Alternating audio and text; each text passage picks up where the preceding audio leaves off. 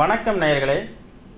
நலம் தரும் நவ கிரகங்கள் நிகழ்ச்சியின் வாயிலாக 2016ஆம் ஆண்டு எவ்வாறெல்லாம் இருக்கும் என்று எதிர்பார்ப்புகளோடு இருக்கக்கூடிய மீன ராசி நேயர்கள் உங்கள் அனைவரையும் இந்த நிகழ்ச்சியின் வாயிலாக சந்திப்பதில் பெரும் மகிழ்ச்சி அடைகிறேன்.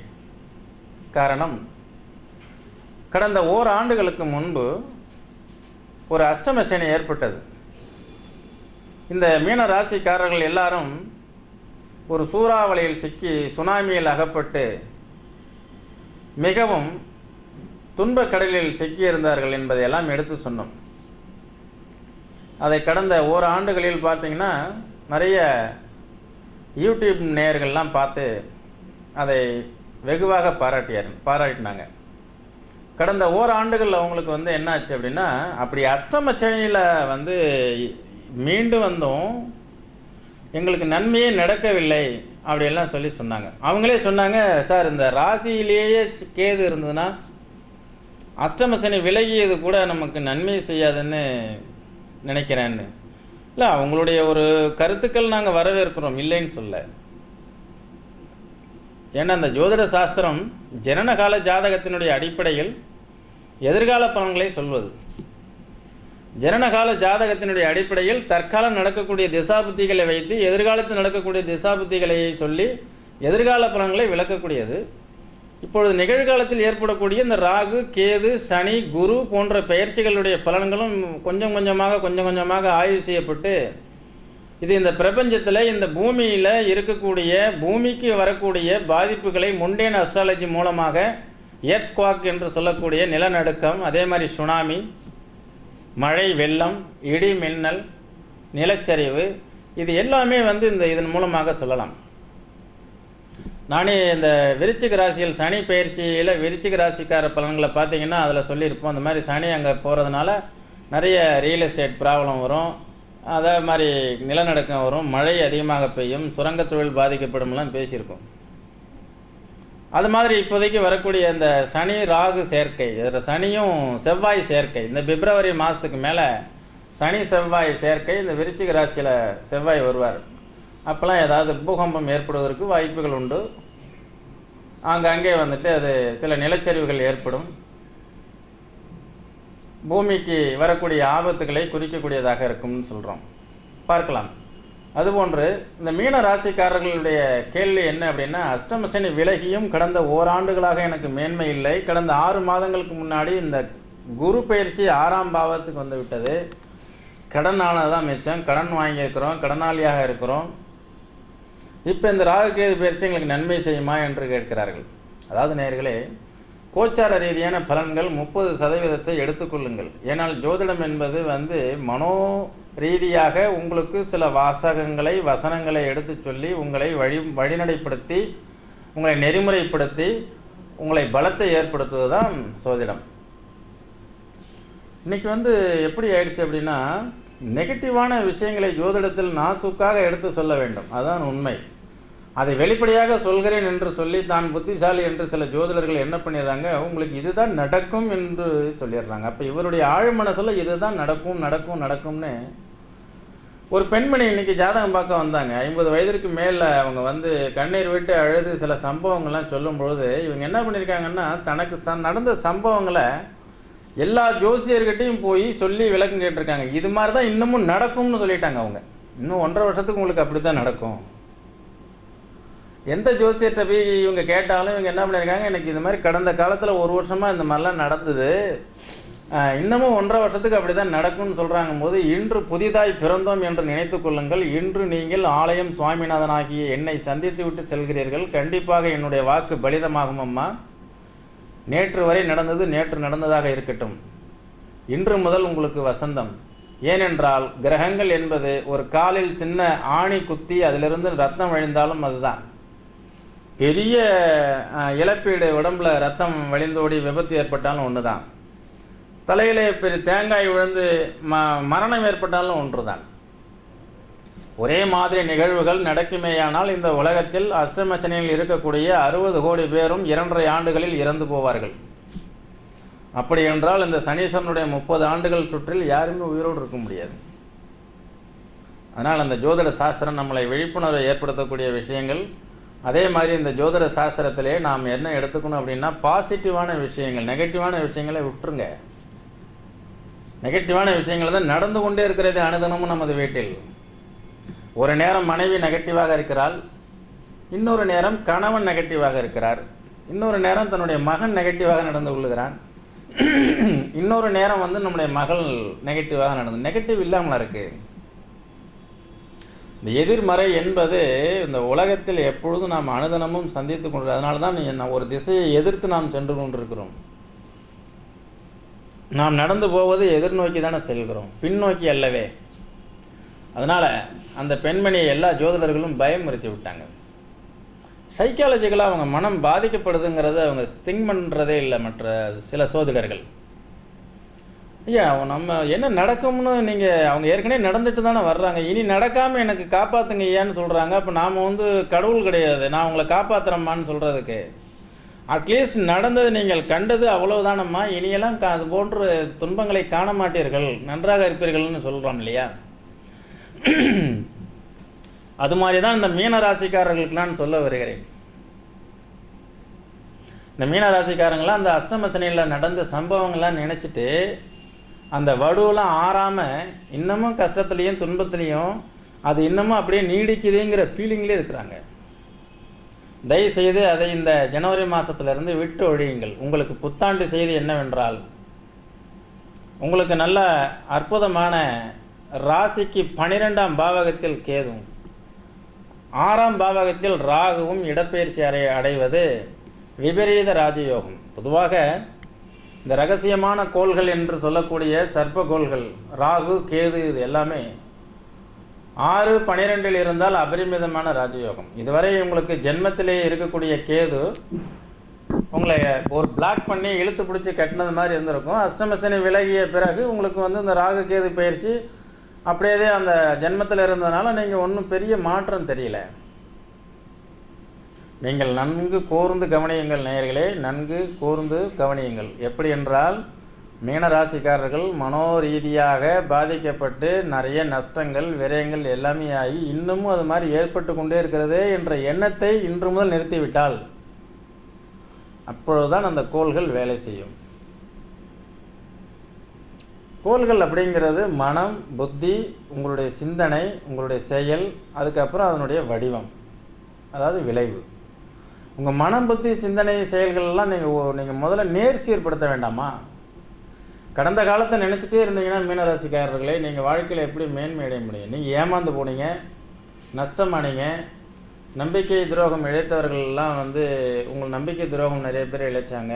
நீங்கள் எல்லாரையும் போய் அப்பாவித்தனமாக நம்புனீங்க. யார் குற்றம்? உங்கள் குற்றம் தானே.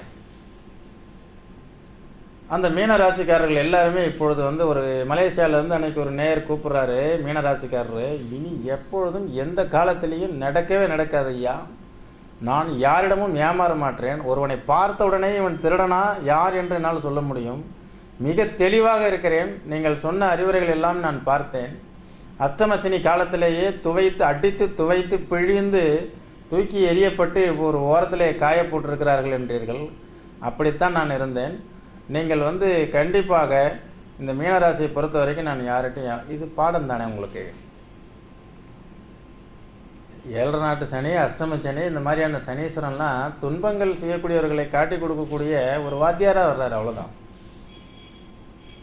அதனால் இந்த மீனராசிக்காரங்க எல்லாருமே இலகிய மனம் படைத்தவர்களாக இருக்கக்கூடியவர்கள். இலகிய மனம் படைத்ததாகவே இருங்கள். ஆனால் நான் அப்படித்தான் என்று நீங்கள் எல்லாரும் சொல்ல வேண்டாமே. புத்தர் சொன்ன அஷ்டாங்க மார்க்கத்தை கடைபிடித்தீர்களேயானால் மிக அற்புதமான மேன்மை நீங்கள் அடையலாம். இந்த உபய ராசிகள் எல்லாருமே நான் நிறைய நிகழ்ச்சியில் சொல்லியிருக்கேன். மீனம், மிதுனம், கன்னி, தனுசு, இவங்க 4 பேருமே புத்தர் 8 விதமான மார்க்கங்களை போதிக்கிறார் நம்ம மேன்மை அடைகிறதுக்கு. சரியான பார்வை, சரியான முயற்சி, சரியான பேச்சு, சரியான சிந்தனை, சரியான செயல், சரியான உந்துதல், சரியான தியானம், எப்படிலாம் பாருங்கள், சரியான செயல், இப்படி எல்லாமே 8 வகையான மார்க்கங்களை வந்து அவர் தெளிவாக சொல்லி எல்லாத்தையும் கொஞ்சம் சரியாக செய்யுங்கிறார். இந்த மீனம், மிதுனம், கன்னி, தனுசெல்லாம் என்ன செஞ்சிருதுன்னா அனுபவம் கிடைச்ச பிறகு தான் சரியாக செய்யும். இதே கும்ப ராசிலாம் பாருங்கள், ரொம்ப எச்சரிக்கையான ராசி. மகரம், கும்பம்லாம் எதை செஞ்சாலும் எப்போ வேணாலும் வில்லனாக மாறுவான். டாக்குமெண்ட்டில் கரெக்டாக அந்த வார்த்தைகளை போடு. இந்த மகரம், கும்பம் ரொம்ப கேர்ஃபுல்லாக இருக்கும். டாக்குமெண்ட் எழுதும் பொழுது டாக்குமெண்ட் ரைட்டர்லாம் மகர ராசி, கும்ப ராசியாக இருந்தாருன்னா ரொம்ப விவரமாக இருப்பார். அதே மாதிரி கன்னி ராசி, மிதுன ராசி டாக்குமெண்ட் ரைட்டர்லாம் ரொம்ப கரெக்டாக இருப்பார்.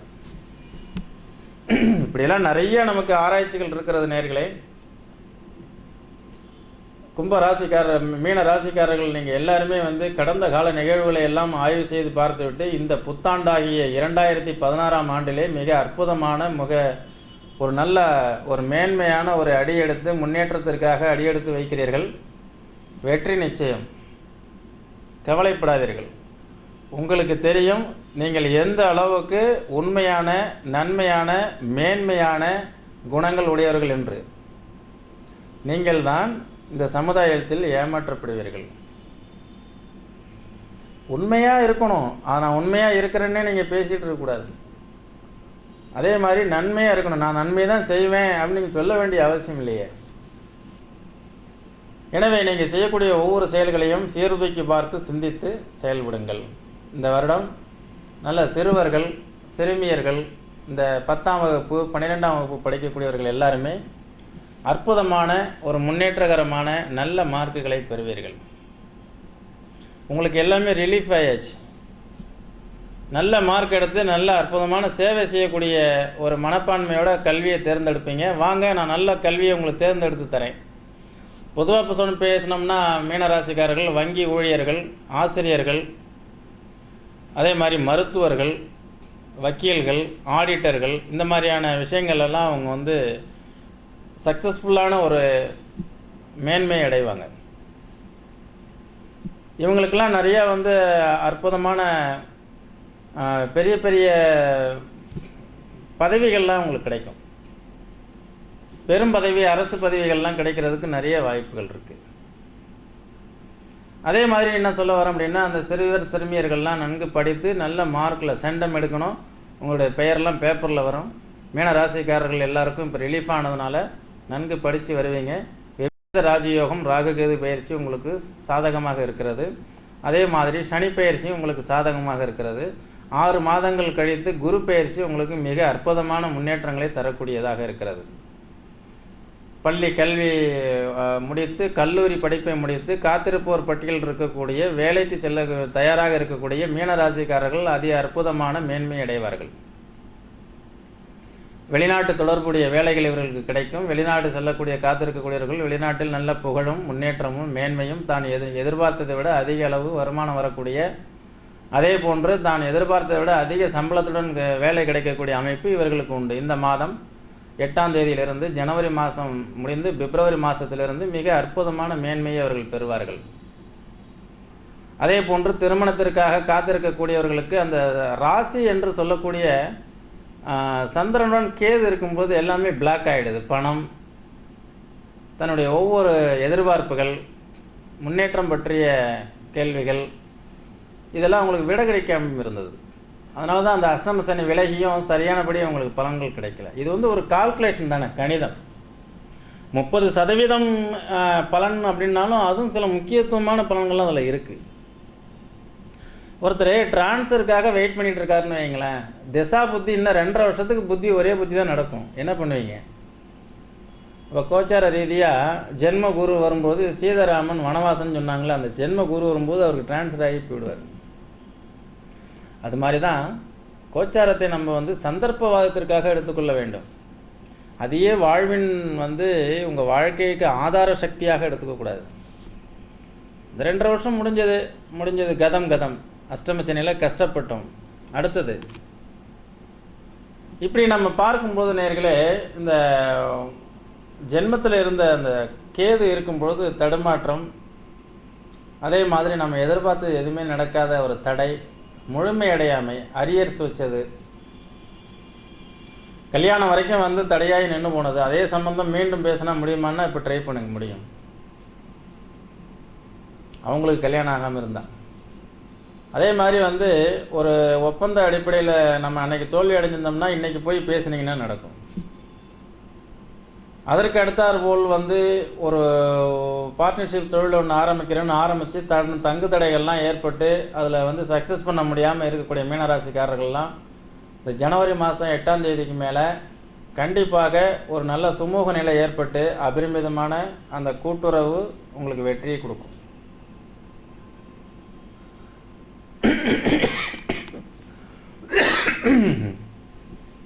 அதே மாதிரி நேயர்களே, உங்களுக்கு பிஸ்னஸ் அப்படிங்கிறதுல பல்வேறு விதமான தடை தாமதங்கள்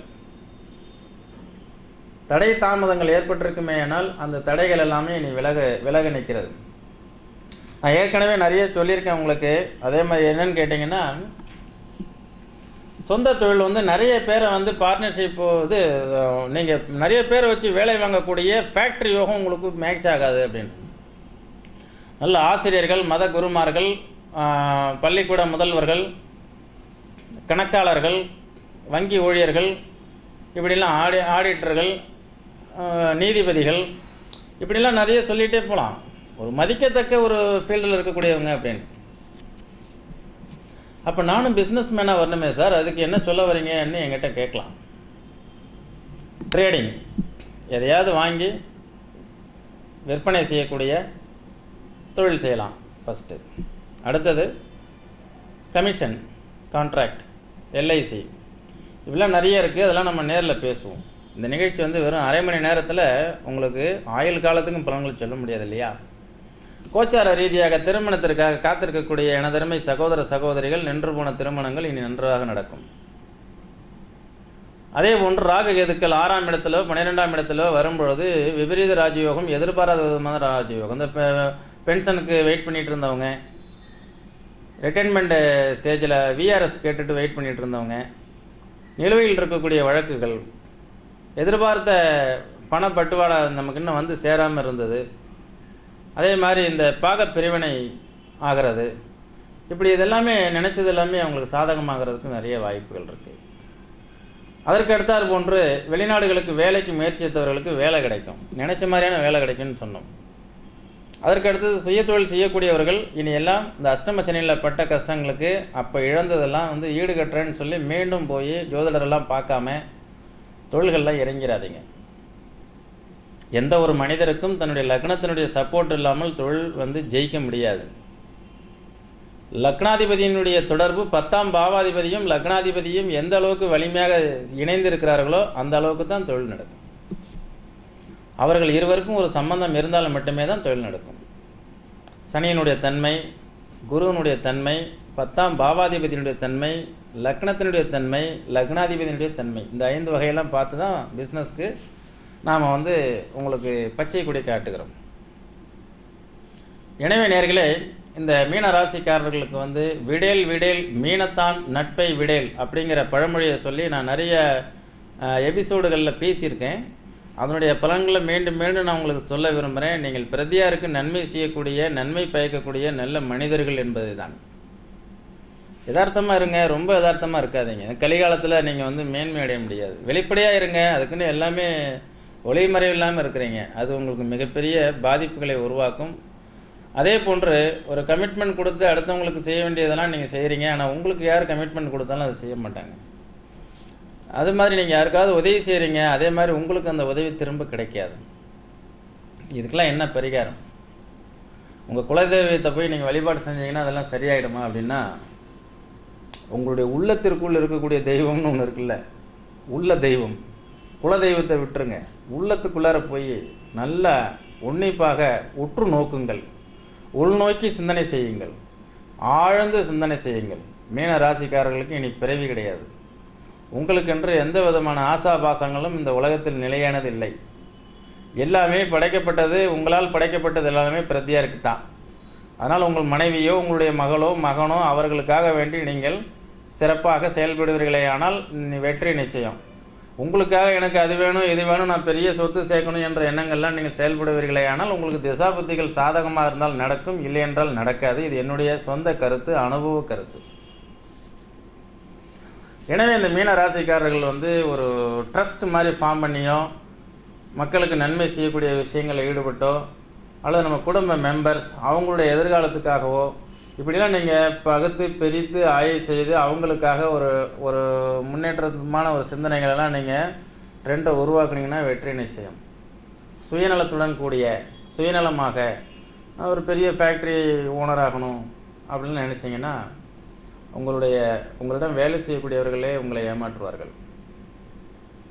இதில் நிறைய நுணுக்கங்கள் இருக்கிறது. நாம் சொல்வது எல்லாமே பாதிக்கப்பட்ட மீனராசிகர்களுக்கு மட்டுமே. சாதி மத நிறம் எல்லாம் இங்கு கிடையாது. இந்த இறைவன் பொதுவானவன்.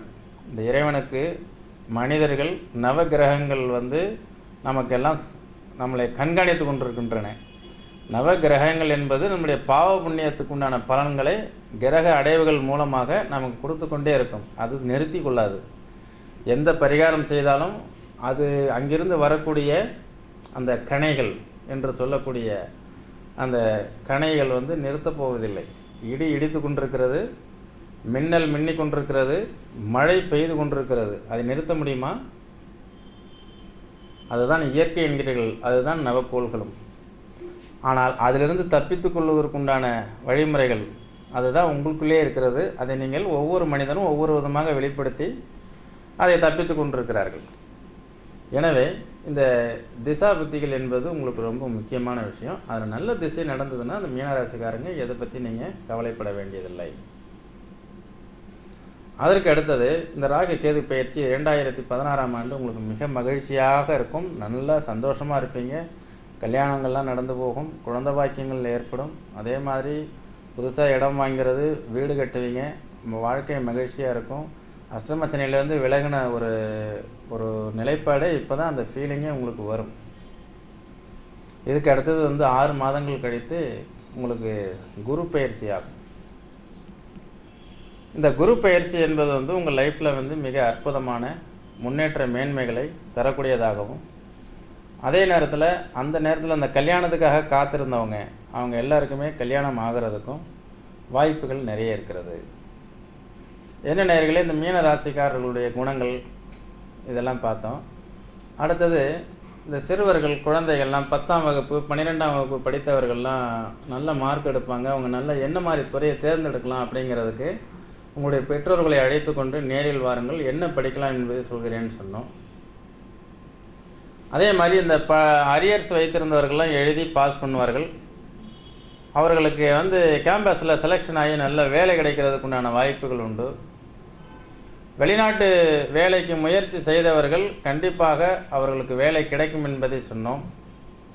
அதற்கு அடுத்தவாறு இந்த மீன ராசிக்காரர்கள் வெளிநாட்டில் இந்த விசா பிரச்சனை உள்ளவர்கள், அதில் சிக்கல்கள் இருக்கக்கூடியவங்க, வெளிநாட்டுக்கு அங்கே குடியுரிமை கேட்கக்கூடியவர்கள், வேலைகள் தன்னிறைவற்று இருக்கக்கூடியவர்கள், வேலையில் இப்போ பார்த்தீங்கன்னா ஒரு இம்ப்ரூவ்மெண்ட்டு உங்களுக்கு கிடைக்கிறதுக்கு இந்த வருஷம் சான்ஸ் இருக்குது. அதே மாதிரி இன்க்ரிமெண்ட், சம்பள உயர்வு, ப்ரமோஷன், பதவி உயர்வு, இவை எல்லாமே உங்களுக்கு கிடைக்கிறதுக்கு வாய்ப்பு இருக்குங்கிறத நம்ம பார்த்தோம். தொழிலதிபர்கள் எல்லாம் நல்ல விதமாக பிஸ்னஸ் பண்ணுங்கள். ஆனால் என்னுடைய சஜஷன் என்னென்னா, இந்த மீனம், மிதனம், கன்னி, தனுசு இவங்க எல்லாருமே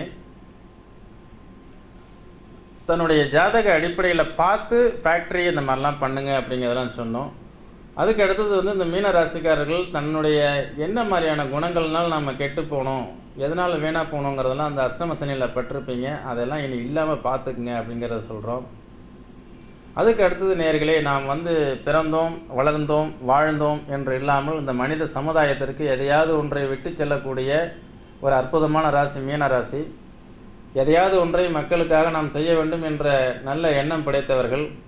அதுபோன்று உள்ளவர்கள் நல்ல ட்ரஸ்ட்டு ஆரம்பித்து மக்களுக்கு, வயோதிகர்களுக்கு, இந்த மாதிரிலாம் எல்லாருக்கும் ஒரு கல்விக்கு ஒரு ட்ரஸ்ட்டை உருவாக்கலாம், நோய் போக்குவரத்துக்கு ஒரு ட்ரஸ்ட்டு உருவாக்கலாம், வயோதிகர்களுக்கு ஒரு ட்ரஸ்ட்டு உருவாக்கலாம்.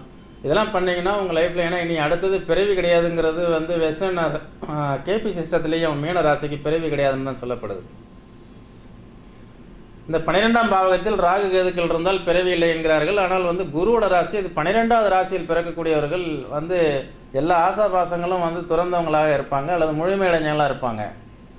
அதனால் அவங்கள்ட்ட பெரும்பாலும் இறைவனே கதி, இறைவனை நோக்கி அல்லது வாழ்க்கையில் நிறைவு, மனநிறைவு என்று இருப்பார்கள். அதனால தான் அவங்களுக்கு பிறவி இல்லைன்னு சொன்னோம். இனியெல்லாம் இது மாதிரி நல்ல ஒரு விஷயங்களோடு நம்ம அடுத்த நிகழ்ச்சியில் மீண்டும் நம்ம சந்திக்கிறோம். மீண்டும் இந்த கடந்த காலத்தில் சனி பெயர்ச்சி பலன்கள், குரு பெயர்ச்சி பலன்கள், ராகு கேது பெயர்ச்சி பலன்கள் என்று நிறைய விஷயங்களை நான் உங்கள்கிட்ட பேசியிருக்கேன். இனி அடுத்தது பொதுவாக ஒரு மானுடம் வெல்ல ஜோதிடம் கூடும் வழிமுறைகள் என்ன அப்படிங்கிறது சின்ன சின்ன ஜோதிட துணுக்குகள் மூலம் நான் உங்களை சந்திக்க இருக்கிறேன். அதுவரை நான் உங்களிடம் இருந்து விடைபெறுகிறேன். நன்றி, வணக்கம்.